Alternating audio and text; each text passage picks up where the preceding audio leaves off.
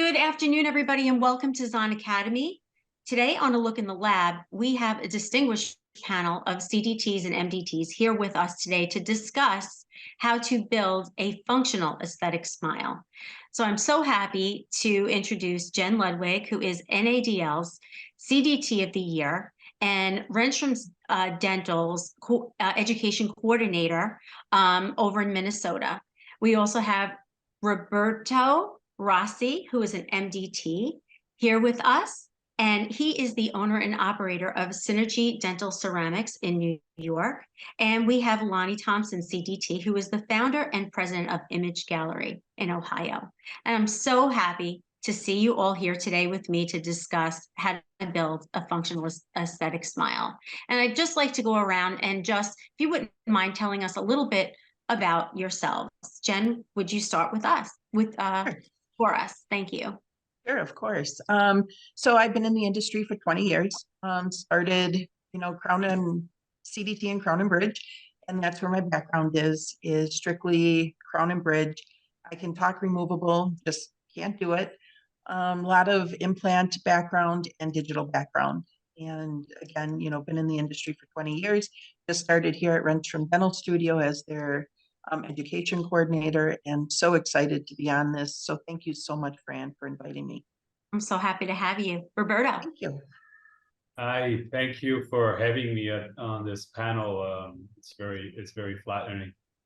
So I've started as a young 16-year-old as a sculptor and as an artist back in Rome.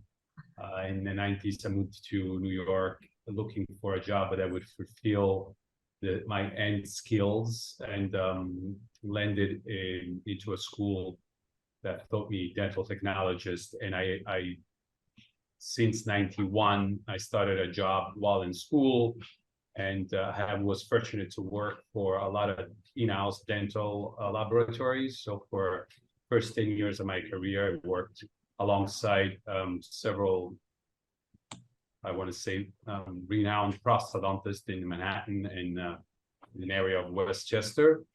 In year 2000, I launched the lab and I started the laboratory. Now for 23 years almost, running Synergy Dental Ceramics. We're growing slowly but surely. We focus mainly on aesthetic ceramics and implants. We don't do any removable. We are digitally now, fully digitally, with in-house milling and everything done in-house. And that's about it, really. Awesome. So happy to have you. Thank you. Lonnie. Oh, I didn't hear you. Good morning. I don't think we have enough time. I've been in this business 50 years. Wonderful. Yeah. So, but basically how I started is I came from a family of 4 girls. My father wanted us all to be in the health field so that we could support ourselves. And I was the artsy fartsy one. So he actually found a dental technology school for me, and I went to school, hated it my first year. It was in the basement of Aquinas High School. I thought of myself as having a more glamorous field. But the second year it really caught on, and then I was chosen from my class to get a job at Ohio State University with another guy. Of course, the guy was brought in at more money than the girl. That changed later. Yeah. So because I went there, I could continue my education, and I got my BA. After I got my BA, I started teaching at Ohio State. And it was all guys that worked in the lab. And so I worked for them in the evenings doing all those wax ups and everything. I'm like, why am I doing this for $5 a tooth? I'll start a lab on the side, which I did. And then eventually 3 dentists came to me and said, you need to do this full time. So the 4 of us became partners. One was a prosthodontist. The other 2 worked, together in another office. And then 8 years later, I decided to buy them out. And so I've been in the business, my business will be 45 years next year. So it's been a great career. It's a boutique lab, which we'll get into later. You have that question, so we can talk about that later. But that's basically how I got started. Wonderful. Excellent, guys. Thank you so much for giving us a little bit of background about you. Everybody, loves to hear about that. there are so many moving pieces in creating a fully functional aesthetic smile. What would you say is one of the most important pieces to the puzzle? Jen, I'll start with you. Sure, I think it starts with communication. Communication is the base of everything we do here at the lab. Let it be analog or digital, we just need the communication, and I believe that that's the most important. And you're saying communication between your clinical teams and your technicians, right? Exactly, yep. Okay. Roberto, what do you think would be the most? I agree 100% with Jen, but I have one ahead that the patient is the most important and is the one that at the end calls the shots, as they say. So the communication needs to be between the three of us. I, in a daily basis, see a lot of patients for consultations, for aesthetic consultations, colors, and et cetera, and I can tell you that what's missing in the clinical side is the true communication with the patients. I set aside an hour to see a patient. Sometimes it takes me 15 minutes, sometimes it takes me an hour to take photographs, to color matching, maybe suggesting adding an extra tool to complete the smile, and et cetera, et cetera. Dentist, and I've experienced it for 10 years, when I worked in in-house lab, they are jumping from one room to another. Yeah. They don't have that time and the patience to explain everything from a standpoint of taking a photographs, download the photographs into an iPad, show the patient exactly what you're seeing and what you would like to address. Don't look at a bank account, or don't look at any of that stuff. Just give her the best treatment that you have and let them decide what to do, or how many teeth or many crowns to do. And I believe communication should be between patient to the doctors. For the doctor cannot complete that communication or be very detailed, we should step in and help make the final decision. Yeah, so key point, communication. Yes. Awesome. Lonnie, what do you Well, think? that's exactly what I was going to say. But just to add one more, it's not just the dentist. It could be the oral surgeon, the periodontist, the whole team. The team has to have a plan. And the way we work, we actually are the leaders in that. We make sure that we get all the information from each one of them. I've been in the Seattle Study Club for 20 years, since ours started.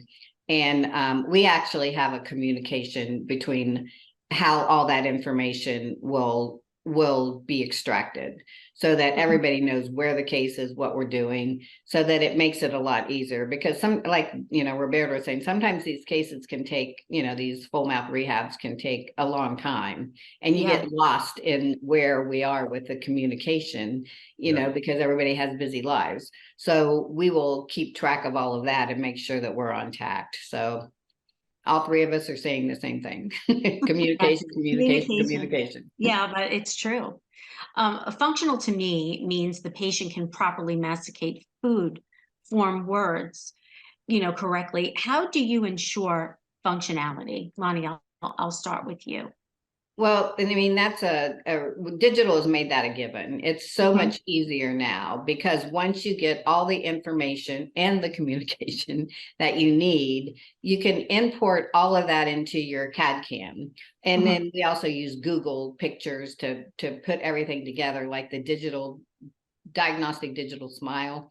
You get all that information, but with the CAD CAM, we also take videos, so you can see how their speech is. But then you can put it on the digital articulator. You can move through all of the processes that you need to move through for function. Then, the way we handle it then is that we do the digital smile, or if it's a full mouth, whatever we're doing, then we make all kinds of stents, vacuforms, models for the dentist, so that they can make the temporaries look just like what we've designed. And they've got a trial run. They know that the function will be there. And if it's not, then we fix it, and then you can just scan that in and replicate it. So digital has just made our lives so much easier. And reproducible. Excellent. Yeah, that was one of my questions. What role does digital technology take with all of, ensuring functionality? Roberto, what would you say? So I would probably add to what just Jody said, that it's definitely has helped, digital has helped. The way we do it, we obviously go through a wax up process. The wax up then gets either duplicated with temporaries by the clinician. When the clinician has done what I call the first stage prepping, we then make a prototype made out of a 3D printed material. Mhm. And we go through all the process and the lateral protrusive movements virtually, but then we also have the dentist take this prototype temporization, place it in the patient's mouth, and make all those adjustments done by the patient, which is probably the most accurate way. Sends that back to me. I will then put back that in a model, rescan it, and design the final according to that adjusted prototype. Awesome. Jen, what would you say? Well, I'm going to, again, say exactly what, Lonnie and Roberto Yeah. said. The temporary is the most important, because if that patient struggles with the temporary, or if the doctor just puts in a big bulky temporary, we don't know what they need. And Right. so making sure that there's an accurate functional temporary and make the adjustments and then send those adjustments back to us. So then we can make the final to fit that. And we know the patient tried it in, we knew the patient wore it, and we know that they were happy with it. That's awesome. Yeah. I could add one more thing, if I Okay. could, is a lot of times, and I've tested this in the past too, a lot of times what they've done, they've adjusted the temporaries, they kept the temporary in the patient's mouth, and they scanned those adjustments and send it to us. The problem I was having with that is that a lot of time the scan done by the doctor does not stitch very well digitally, because the soft tissue information might have changed, or there might be some alteration. So I always rather get back that temporary, place it back in my model, and then rescan it and have it that occlusal pattern or lateral movements adjusted by the clinician, reduplicated. And we have not had that problem with them stitching the digital. The scanners have gotten so much better, and the dentists have gotten better, the assistants basically. Right. So, I mean, we just kind of, we do everything digital almost. We don't wax anymore. We do digital wax ups. So once all the adjustments are made, they can just scan that, and then we merge it in together.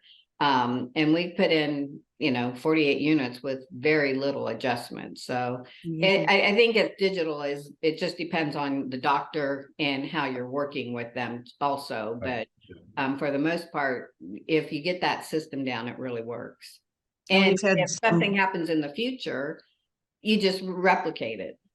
Right. And we've had some doctors just take an impression over the temporary and send it to us. And, that way we have a duplicate, but we too, the scans, we have a lot of success with them just doing a scan. And then, like Lonnie said, then we can duplicate it. If something would happen down the road, we can just replicate it. Charge. And that's the best part of being able to replicate something and not having to pull the patient back into the chair and get them back from appointment. When there are so many necessary findings that you need from your clinical teams, I mean, what would you absolutely not waver on? I mean, I know we talked about impressions, but I know that was always something that was, the impressions, they can't seem to get a good impression or whatever. Now with scanning, what would you say that there would be something that you would just absolutely not waver on, have them bring the patient back for? I'll start. Oh, you could start, Jen. Sure. I can start. Won't waver from, if they're going digital, a pre-op scan, and then pictures. We need good pictures. If the doctor isn't going to have the patient come here to the lab, then we need them to take good pictures. And do you have a protocol? Like, these are the pictures that we need? Is that something that, patient's head forward, like all of that? Yep. So I think that in itself is, we can't do a big case without those. Roberta, what would you not waver on? Absolutely. I request all those as well, the pictures, pre-ops, and et cetera, et cetera. I still have a lot of dentists that are sending me both still, like impressions and scan. And what frustrates me the most is the actual lack of information that they put on their prescription. Thank you. So, you get a case for John Smith virtual, and then all of a sudden you get a case with John Smith on the virtual world as well. And now the virtual world doesn't talk to the analog world in my lab. Even though we're a small boutique lab, we still have 14 technicians that are doing different things. There's the guy that's doing the digital, there's the guy that's doing the analog, and et cetera, et cetera. So I rather see them saying themselves, okay, this is my digital, this is my virtual. I like the virtual back. Let me just send this to Roberto. Don't send two impressions, one digital, one analog, because when it goes into a lab, I believe our size, it can get lost in the transition, and then you're fabricating two crowns for the same patient. Yeah, I could see that happening. I can see that happening. And Yes. I'm really glad you brought that up, Roberto, because we have been sticklers now. I have the best office manager, and we do not move the case forward until we have all the information. Yeah. And my client and again, we're a boutique lab, so I don't, go to the masses in general. So all of my dentists respect what we do. So, we hammer on them so that she doesn't have to make so many phone calls as, like you said, what's the shade? Yeah. But they need to fill out prescriptions. And now we've got 2 prescriptions for them, for regular work and then for the digital work, digital design smiles, we're pretty much digital. Mhm. There was one thing I was going to add to that too, but when you were saying, whether it's digital or whether it's an impression, the nice thing about digital is that you can't make it work. You cannot remove the tissue if it's over the tissue. And the nice thing about that is we take the picture, we email it back to them and say, how do you want us to proceed on this? Right. Okay. And it's back on That's a them. lot of work, And yeah. if it doesn't fit, we charge again. Yeah. Yeah, that's a lot of work. So I try to eliminate all those emails back and forth and text message. I feel like my job now it's here on my phone. Exactly. Yeah. Sending a text message or an email, reminding them. I just think that the digital has helped us tremendously. Has made our clients a little more lazy though, where they're now handing the scanner over to the dentist, the dentist to the assistants. The assistant is scanning it. The assistant is writing on the prescription. I got one yesterday that said that, please don't proceed with the case until you speak with the doctor to discuss what needs to be done. No, write it down what needs to be done. I don't want to discuss it. I want you to write it down. So those are the things that I would like to see the dentists do more. Don't ignore the prescription, because I need that prescription for many reasons. You're right. The lab to read it for one day to tell you, yes, you prescribed this, Right. et cetera, so. Right. And we, again, I've been in business a long time, and that's right. It's like, you need it in writing. That is the law, basically. Right. And your we had signature. a situation where a dentist had someone who was a little wackadoodle, and we had to go back and back and back. And because a lot of the things that he told me and we discussed, it didn't get written down. And from then on, I'm like, never am I putting myself in that position again. Everything is going to be written down, because it can come back to bite you in the what. Exactly. And it's confusing, because then I said, you said, and I'm busy here and I can't just be writing down your prescription. Then I got to hand it to another person that's got to read my handwriting. It's just complicated things. Yeah, and he's not your only, or he or she is not your only client, right? It's not Right. like Exactly. I don't have 15 million things going on in my head. So correct. It's like a sometimes, protocol, right? That has to be put into place, like this is how we do it. And we have to follow the protocol, just like what they have going on in their offices as well, with keeping good records with charts, and it's the same thing, you know, for the yeah, I don't laboratory. mind if the doctor writes, you know, at least a general what he wants, and he'll ask for us to call. Sometimes those phone calls, you get more information than what they can write on a prescription, but then we'll forward it to the doctor for him to sign off on it before we proceed with treatment. But, you know, sometimes I enjoy the phone calls with the doctors, because sometimes if they write too much on those prescriptions, you can't understand it anyways, and you need a phone call, and you spend time chasing it down. And so if the doctor does want a phone call, we'll type up a sheet, email it to the doctor, and he can sign off on it before we can proceed with treatment. But again, that is giving us a lot more work that we Oh, had. yeah. Not gonna lie. Yeah. There was never an impression sent out without a prescription, because then that impression, we didn't know who that impression belonged to, right? Now the digital file, there is the name, they send a no prescription, and we're sitting here waiting for a case, and you constantly have to be, you know, you have to go after them, like you said, right? Yep. I mean, the old digital world, if I may add this to this discussion, the whole digital work is being promoted to the dentist as money saving and time saving and et cetera, has done totally the opposite for us, right? We had to invest hundreds of $1,000s to go digitals, right? We have to follow through with everything, because we don't have the prescription. You didn't send a pre-op model. Now you got to send another pre-op model via digital or analog. So it has a lot more workforce too, right? Now you need the guy that does your printing, the guy that nests your printing, the guy that cleans your models, when before maybe we had just a stone guy that did everything for us and it was done, right? So it has to be done accurately from the office all the way out to us to make it very, very effortless. Right. I Seamless. I would prefer like the- to add something to that too, is that it has made it, I mean, it's a lot more investment into digital. That I can tell you that we have never been able to do as much work as we are now, because it has saved us time. And I mean, like you said, it's like you've got these few dentists, but the protocols, like Fran was saying, you hit those set.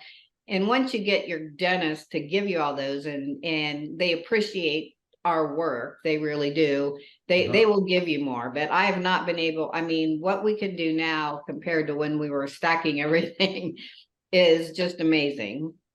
Right. And the accuracy, you And know. the accuracy and the Yeah. duplication and being able to show exactly what can or cannot happen. So Yeah. What I think it has happened too, though, at least in my lab, I speak for myself, right? I still have the top ceramist, right? I still have probably even better ceramists that I had before. But all of a sudden now you had a digital design, then you had a second digital designer, then you had someone that is sitting right next to me now that is pulling all the files that come in, right? And that's his job. He pulls the files, he answers the case, he crops the models, and et cetera, et cetera. That's another person. Then I have a person that does all my scanning, scans all the models in. So you had a lot more people. Yes, you have been producing way more than you could have by stacking ceramic, but you still had people that are almost at the level of a ceramist. Like my designer makes the same as my ceramist. So it's not Right. like I hired some. but we have 6 people Mhm. Yeah. in my laboratory, plus a driver and all that kind of stuff. But the reality of it is, I mean, we've got a team effort. So the designer will call in my ceramist or myself, Sure. and we work it out on the digital side. And like I said, they then, if it's a big case, they're going to try it in with the temporaries anyway. So in general, it does cut down time for us anyway. Yeah, we really didn't add technicians with the whole switch to digital. We just cross-trained and we just switched roles. So our waxers became, because they had the knowledge, they knew form, shape. So we just transform them into more designing. Ceramist could finish more, and then they did more designing. So we just, instead of adding people, we just, moved them around a little. The people that you had, that's great. Yeah. Yeah, that works. Mhm. Roberto, Works very well. Roberto, Synergy is known for producing consistent, high-quality restorations as well as full mouth rehabilitation. So can you tell me how the advancements in the materials and technology has helped you obtain this? Yeah. So we were already that type of lab. Starting, as I said, in 1990, I started working with prosthodontists, and they only did full mouth reconstruction. The protocol, analog protocol, moved into the digital. Like Jody said earlier, digital has helped speed up that process of figuring out the lateral movements, the protrusive movement, the occlusal, and et cetera, et cetera. So the way we have increased, and maybe that's, I don't know if it's the answer you're looking for, but the way we have perfected and increased the production of these full mouth rehabilitations is via combine the two, the analog and the digital, where you use your digital to verify a lot of things, but then when it comes down to the aesthetic part of it, like my diagnostic wax-up, I'll give you an example. All the diagnostic wax-up is done virtually, but after the virtual model, the models have been designed with a new wax-up, I go in, me and the other ceramists go in and start carving between this 3D printed model. We start adding line angles, textures, and et cetera, et cetera. That to me is what sets us apart from a lot of other labs, is the fact that we still implement a little bit of the analog world, because you see that difference. And the same thing with the zirconia. All our interior zirconia is facial cutback. We can make look very pretty without the cutback, but I know my clients see the difference when there is that facial cutback, and you'll see a little bit of the internal colors added to it. I don't know if that answers your question. Yeah, no, absolutely. It's technology and like you said, the advancements in the materials, absolutely. And you're also a fellow for the Northeast Naphthological Society. So does the collaboration with dental professionals as a multidisciplinary meeting and when you get together with them, how does that help you in turn with the product that you put out there to your patients and your clinical teams? Yeah, the meeting is, by the way, this Friday again. We have 2 meetings a year. The Northeastern Naphthological Society started many years ago by great dentists, Frank Salenza, Errol Lindback. These were like the guru or the fathers of occlusal or nathology, right? So I worked in Frank Salenza's office when I started. So I learned by all the stuff by the master, right? And he was very tough, and he wanted things done a certain way. Today, I still work with these people, and we still learn from each other. So this was, by the way, the only organization that you had to be a prosthodontist to be part of it, and dental technicians. There were no other. It just became a multidisciplinary society, but it used to be just dental technicians and prosthodontists. So majority of the labs that were there and the prosthodontists that were there had their own in-house lab. So you would meet 2 times a year, you would discuss things. How do you do this? I do it this way, and et cetera, et cetera. So it was more a collaborative team that shared ideas and thoughts by presenting. There is some great speakers that come 2 times a year, from presenting to discussions. We have panelist discussions there as well. So to me, it was one of the best organizations out there. Now it became it's still great, but it has a little bit more involvement. So there's periodontists now that come in, there's endodontists and general dentists. So it became a little bit more based, a little more, there's a little more input from everybody else, and almost a little bit outpriced for dental technicians to come in, because it's an expensive meeting. So they rather they're cutting a lot of technicians that say, I'm not going, it's too expensive. But I still think it's great, and I invite you guys to come over anytime because it's a great meeting. It really is. I've been to one, and you're right. I mean, you do learn a lot from one another and collaborate, and it's great. And in the intern, you're bringing that back to your laboratory. So, I mean, All the that time. means a lot. Yeah, we have in every meeting there is a dental technician that speaks. Mhm. A similar meeting to that is another that I belong to, and it's called the Greater New York Academy of Prosthodontists, the GNYP. That's a 2-day seminars that they do once a year. Also, every speaker is either a prosthodontist, an oral surgeon, or a dental technician. So it's a very intense meeting. I want to tell you about the fellowship because you mentioned it early. Being a technical fellow of the previous called NGS, it entailed of you fabricating a full mouth reconstruction, and this was back in the days when I did it. Was all wax and cast PFM crowns, full mouth reconstruction, upper and lower, with proper occlusal, proper aesthetics and functions, so that you had a judges judging your cases on an articulator, and you had like 7 to 10 prosthodontists and dental technicians, master dental technicians, looking at your case and make sure that you had the right occlusal and aesthetics and functions and everything else. So it was a pretty intense fellowship to obtain. They don't have it anymore now, and there's only about maybe 4 or 5 technicians that have that fellowship. That's such an accomplishment. Amazing. Thank you. Yeah, it's a great meeting. I've been to one, like I said, and I learned so much just from sitting there, and I enjoyed it. I really did. That's great. Bonnie, I Yeah. want to talk to you a little bit about your boutique lab and being part of the Seattle Study Club. What would you consider to be the greatest innovation in cosmetic dentistry? Well, it's interesting. I really enjoyed listening to you, Roberto, and it's kind of the same thing with the Seattle Study Club.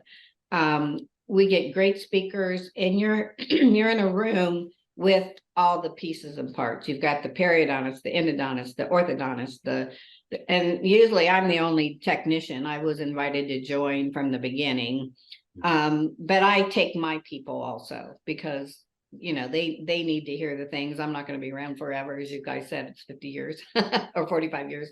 But anyway, being able to have that sort of quality in what you're hearing makes you want to be better. I mean, I never wanted to be the biggest. I always wanted to be the best. That was my motto. And keeping a small lab for myself, I've been pretty much a 6-person lab my entire career, because for me, you can do quality work, but you can do enough work to afford all the machines, everything that you need without, and still being able to pay your people a decent salary. So having all of that is just, the knowledge is amazing. Just like Roberto was saying, I have grown, and my clients grow. We all grow together. We meet together. We talk about cases. We do certain cases that, what would we do in this? And I have just grown immensely with that. But the interesting thing I wanted to bring up, listening to Roberto, is that one of the things you don't hear anymore from a lot of dentists is occlusion. When's the last time you said, I want, cusp-fossa relationships, all of those things. And I still teach everyone in my lab about these sorts of things, but the dentists don't know. And that's kind of hard for us to realize, that they're not that concerned about occlusion. I've been to the LVI, I've been to the Spear, I've been to the Pankey, and they all have different philosophies, and one's not right and one's not wrong. Basically, it depends on the patient and what you're trying to accomplish. So being able to at least have that relationship as a boutique lab with all of my clients, I can say, okay, what is it you want in this occlusion? You know, what do we need to accomplish? How are we going to get this person back to being, you know, a happy person again? So it goes back to the communication that we talked about, is being able to go to any class. If there's a class, I was always there, because you know, you're going to take some pearls away, right? And you just keep Right. adding and adding and adding. And you don't keep it to yourself. You really get your team on board with it too. And then you can really do lots of great things. Yeah, it makes you better every time, right? Yep. Always learning every day. Mhm. Jen, I want to congratulate you on being NADL CDT of the year. Thank you. So fantastic. Yeah, What it was has really been, exciting. yeah. And how has that changed you as a person? Like being called the CDT of the year? Um, Honestly, it's still weird. Because I guess I never looked at myself in that way. I was a technician. I came to work just to help people smile. And there are so many people around me that I think are just so much more talented. And there's so many people I look up to in this industry. And I'm just, down on the bottom, looking up at all these people around me that I think are just phenomenal people. So it changed me in a sense where it made me want to be better. It made me want to try harder. So I didn't feel like I was at the bottom looking up. It really made me strive to reach higher. And that's what this year has been about, is just trying to make sure I'm not at the bottom, just striving to reach the top. And, all in all, it's still, I mean, CDT of the year, holy cow. Um, that day was just something that I'll never forget. And having so many people around me that I look up to, telling me that they look up to me, just wow. Yeah, still makes me speechless. So, Yes. Bravo. yep. Bravo. Wonderful. So you are now the education coordinator for Renstrom Dental. We discussed Yes, I that am. before. Yep. So how does that tie in to you being a CDT? I mean, is this something that you're looking to put a lot of education courses together for the surrounding, area of doctors, bringing them in, or is it more towards getting your technicians to maybe take more CE and get better? How does that look for you and your new role? It's both. So I am supporting not only the staff here, we have a little over 50 technicians here, and we have about 12 CDTs in-house. And so it's going to be supporting them with CE here, and also supporting the community. There are so many doctors in this area that they're looking for, CE events. And we run the Supportive Specialist Study Club out of this office. And we also, there are so many events coming up. I have at least one every 2 weeks coming up in this area. And between that and, it's still a new role. So I'm still trying to figure out as I go. But supporting all the technicians here is one of the biggest things that I'm looking forward to, and seeing how I can help them reach to higher heights. And you figure out of 50 technicians and we have about 12 CDTs. And I can't wait to see how many more I can get to get certified in the next year. Amazing, amazing. I know Renstrom, is up on individualized service, cutting edge technology. I mean, how do you think that contributes to creating a functional aesthetic smile? Well, just the customized service. They're so on top of personalized service with all their clients. And I've been lucky to meet quite a few of their clients already, and getting to know them and talk to them. We had an open house here last weekend, and because they just moved into this new facility that they built. And so we had open house, and getting to talk to some of the doctors here and hearing why they like sending to Renstrom and why they have partnered with Renstrom for so long. I know I'm going to fit in great, because they love the personalized attention. They love knowing that they know that they're not the only doctor, but they're treated like the only doctor.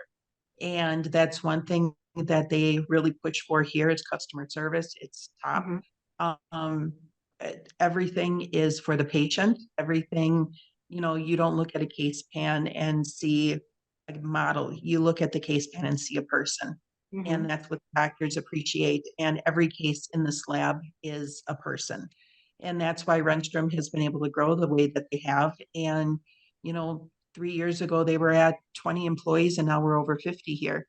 And they were able to move into this 20,000 square foot facility, and it's beautiful. They have all the top technology. They do everything under this roof. Everything from A to Z is handled here, and it's amazing. It is a great, great facility here. I mean, what I see across the board with all of you is the patient is always at the forefront for all of you. I mean, Roberto said it from the beginning. Hey, you know what? I'm going to speak to that patient. I'm going to get them in. Sometimes I spend 15 minutes. Sometimes I spend an hour. It depends. Lonnie, with a boutique lab, I mean, at the end of the day, you leave there and you've done something wonderful for another person.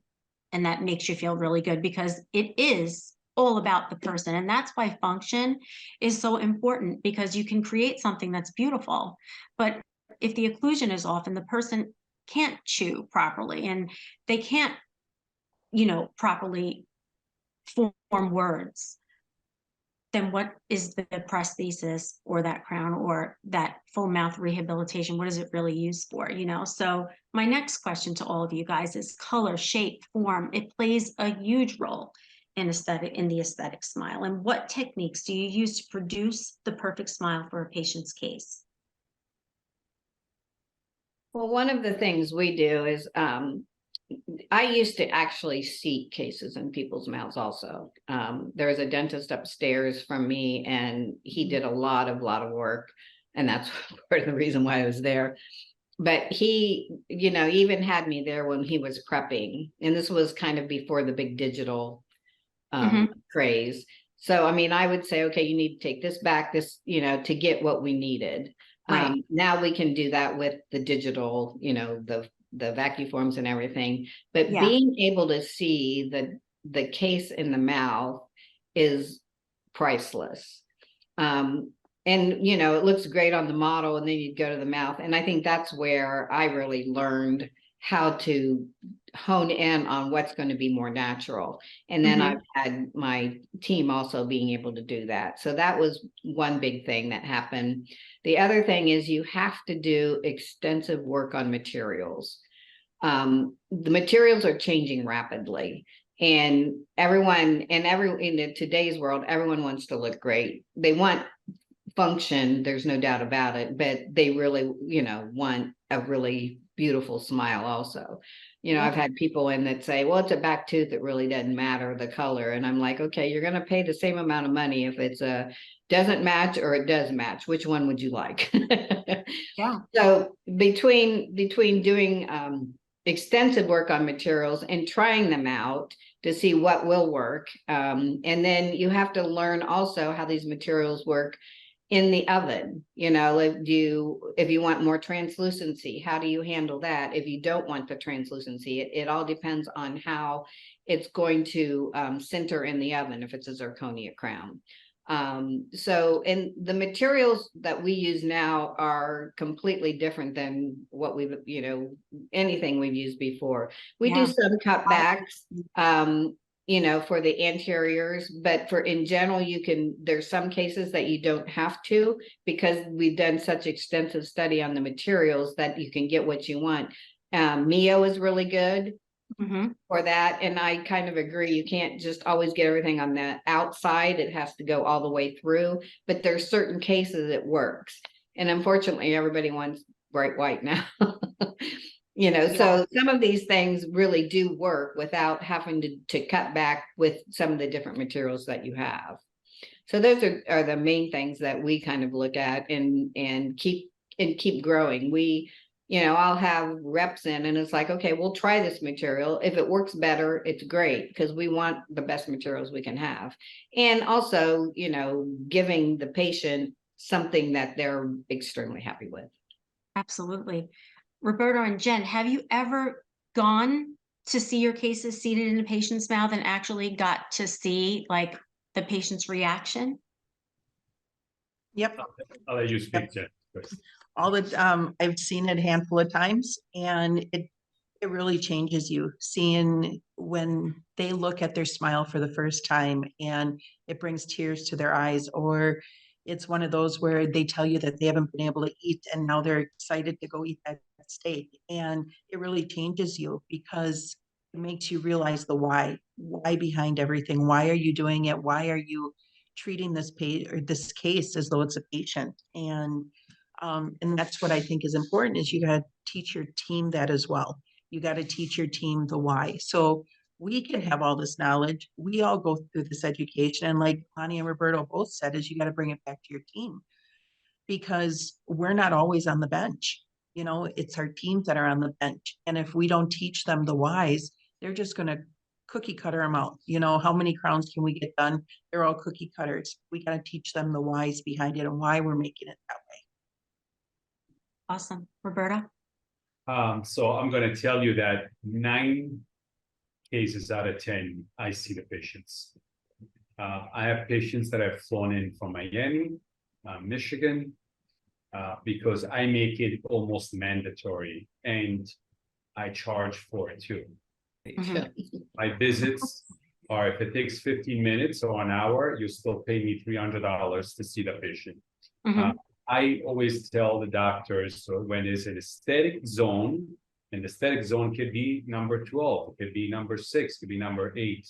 But when it comes to an aesthetic zone, I do not guarantee my color is right unless I see the patient.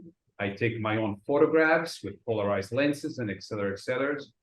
And there's 2 of us. I don't even trust myself anymore doing the shades. So I take my other associate technicians that comes into the room with me, and we take the shade. I go in first, I take the shade, then I get him in, and I compare with him. If I chose, let's say, an A1, he comes in and he pulls out a B1, I know that he's seeing something that I'm not seeing, right? That's for shade matching.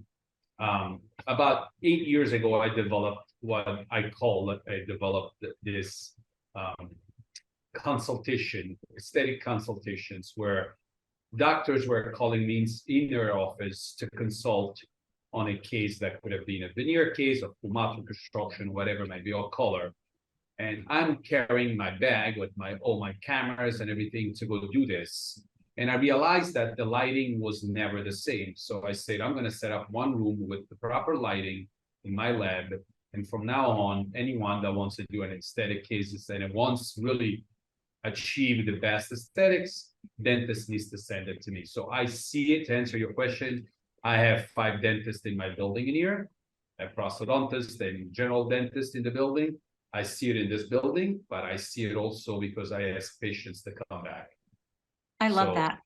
Yeah, I love that. I see I'd like to add there too, we have a spectrometer. And it took me a long time to trust it.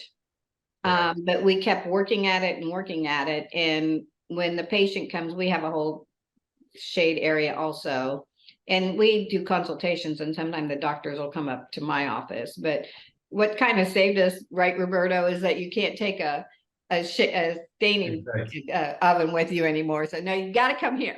But the spectrometer is really great because it breaks down the lighting. You don't have to worry about it. Breaks down all the colors, and then you double check it, with all the shade tabs and, all the work that you're doing with the photos and all of that. But that has really helped us a lot. And I want to add something to that I believe is very, very important. When I started 30 years ago as a dental technician, 33 years ago, dental technicians were put literally in a closet. Hide them, he's dirty, lab is dirty, and et cetera, right? The labs are remaining now, that at least the labs that I see are all lab that are really clean, beautiful, and et cetera, right? I see background of your lab, I see you're sitting probably in a waiting room or your office with a beautiful artwork. I've done the same thing with my lab, right? I mean, we outgrew it now, but when we were 6 technicians in here, everybody had their own beautiful desk and et cetera, et cetera. What I see, and I did in here, where I'm sitting in front of a glass now partition that separated the waiting room with the lab, the facial expression in the body, the expressions of the patients when they see a laboratory, it's priceless. And I tell my dentist, you're not doing anything wrong by sending it to me. You are actually telling the patient or explaining the patient the reason why this crown costs so much money. Because when they come to you and you are prepping that tooth and then they leave, they come back the next time and you mix some cement and you put the crown in and you say it's $2,500, they're like, wow, that was expensive. But if they come to see the lab and they see the whole team behind you, then there is a reason why you could say, now you know why it costs $2,500, right? Because we have a whole team behind it, it's not just me. And Right, there's a lot that goes into it. A lot that goes into it. So to me, that visit, yes, I want to get paid because you're taking time away from me, and time is the only thing I can buy. But I can tell you also that every patient that have been in a lab have gone back to the dental office and say, wow, that was some operation. Wow, they were so nice. Wow, et cetera, et cetera. There was just wow, one and wow after another. So Yeah, the patient really doesn't understand what the laboratory is, nor does a lot of the dental team. I know that, I've been a hygienist since 1991. I really didn't understand the dental laboratory until I went to a lab not too long ago, maybe 5 years ago.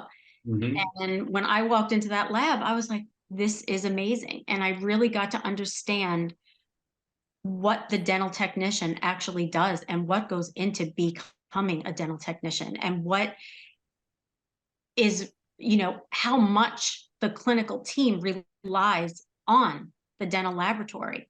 I mean, you guys work together hand in hand, but they really rely on you guys there's so many questions that need to be answered, and they can't do it alone. They can't do it without you. And the patient really doesn't understand that. So it's wonderful when a patient is able to go into a laboratory and really see like what really happens. It's not just the dentist going in the back and making this tooth. I think a lot of them think that, or this full mouth rehab. I mean, honestly, it's mind-blowing the first time you walk into a laboratory and you see the equipment and you see the people, the technicians working tirelessly, producing removables and, crowns. And like you said, full mouth rehab. I mean, a lot goes into it. And it's an Show them the digital side of things, show them the mill, show them the printers, and they're floored. I was amazed. I was amazed. And I still am every day, because the amount of just knowledge that you have to be able to create something that a patient is going to put into their mouth and use like it's their natural, what they were born with. You know what I'm saying? It takes a lot of skill and a lot of talent and artistry and physics and, everything rolled up into one. So I just want to tell the the three of you, I'm just so happy that you decided to join me today and be able to discuss really what you do on a daily basis in your laboratories, your successful laboratories and your successful careers, to maybe, give somebody else the push that they need to just do better or learn more, because basically that's what all of you did in your years and years of your craft.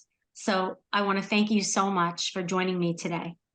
As well as if any of you have questions for Jen, Roberto, or Lonnie, you can go to zondental@henryschein.com and we will monitor that email address and get the questions to them, get them answered, and send that question back to you with the answer. So I want to thank everybody today for joining us here at Zon Academy.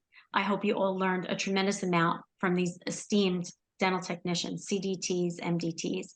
And thank you so much. Have a wonderful day, everybody. Thank you all. Thank you, everybody.